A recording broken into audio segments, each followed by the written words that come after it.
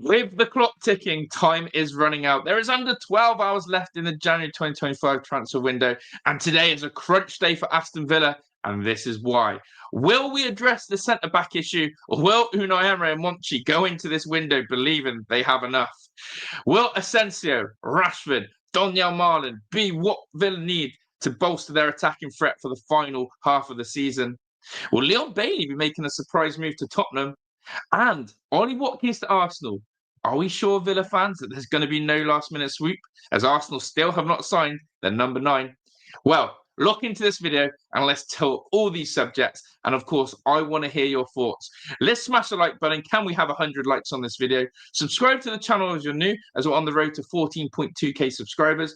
And the comment section. Fill it with your thoughts. This is a day to be loud and proud as a Villa fan and express your concerns, your happiness, and if you agree with Monchi and Unai's business this window. Lots to discuss. Don't go anywhere. So let's first of all start on the positives, maybe.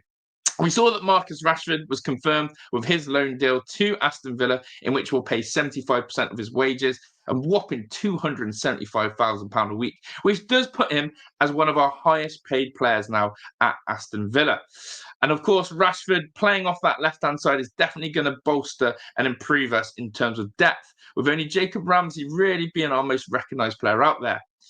It was then agreed the next day that Marco Asensio will be coming to Aston Villa. And more details have been released about that today, in which Fabrizio Romano has said Aston Villa will cover 100% of Marco Asensio's salary until June, as PSG accepted a straight loan, no buy option, and Asensio to land in England for a medical today. Now, this one feels a very smart move.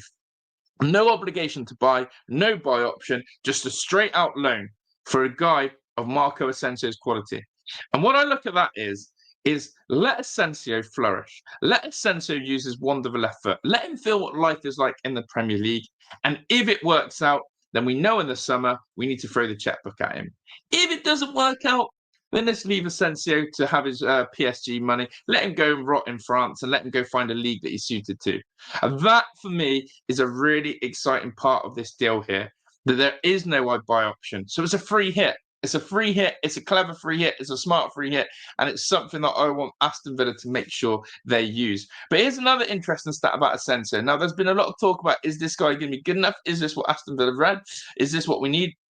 Well, not only has he had an injury-free season, but he also, and again, that's what people have said about him, injuries have scarpered this guy's improvement. This guy was flourishing at Real Madrid. He was a mainstay of one of Spain's most up-and-coming talents, and then he gets hit with injuries. But look at this.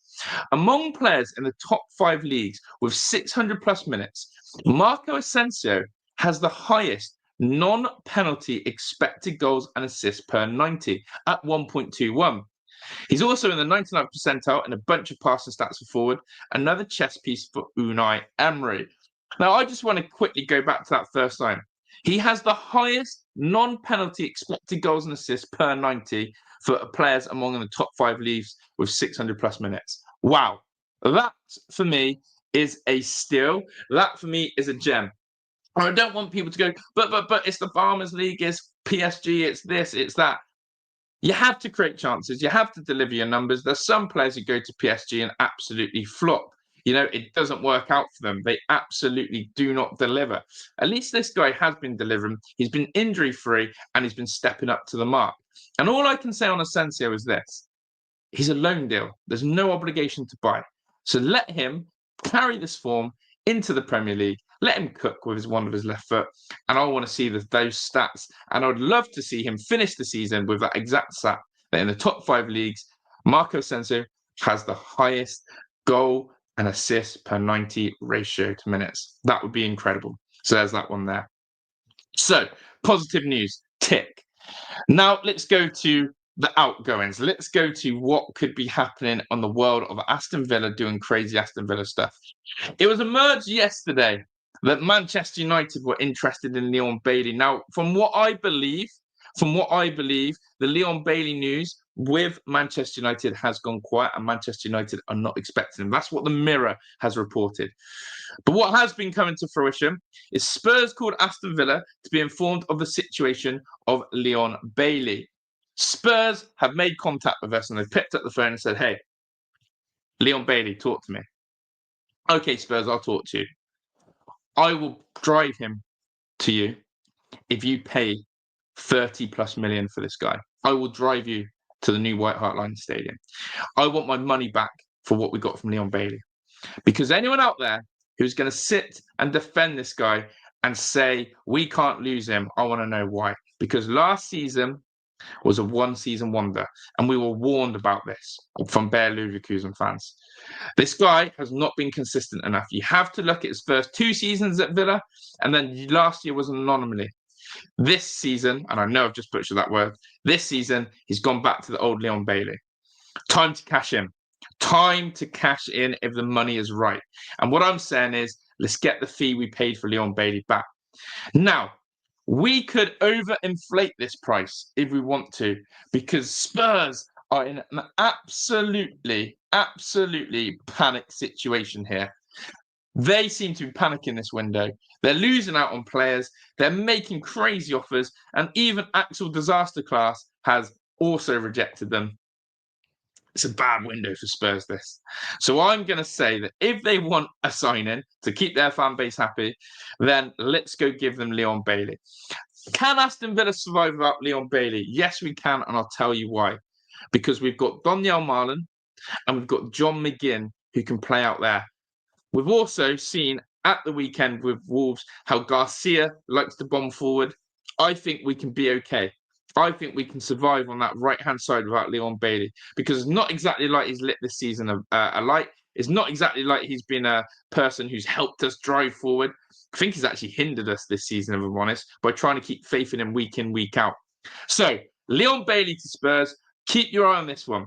I think Spurs are going to do some desperate madness on this last day of the window. And maybe, just maybe, if the price is right, Unai knows it's time to cash in on him. So, thoughts on Leon Bailey? Do you see him going? Do you see him staying? Would you leave Leon Bailey? What are your thoughts? Or is there some Leon Bailey backers in the house? Do let me know. Okay, now this is where Aston Villa's transfer window, literally for me, falls down to. This situation right here. Unai Emery, I'm asking you, I'm pleading you, I'm begging you, go sign a centre-back, please.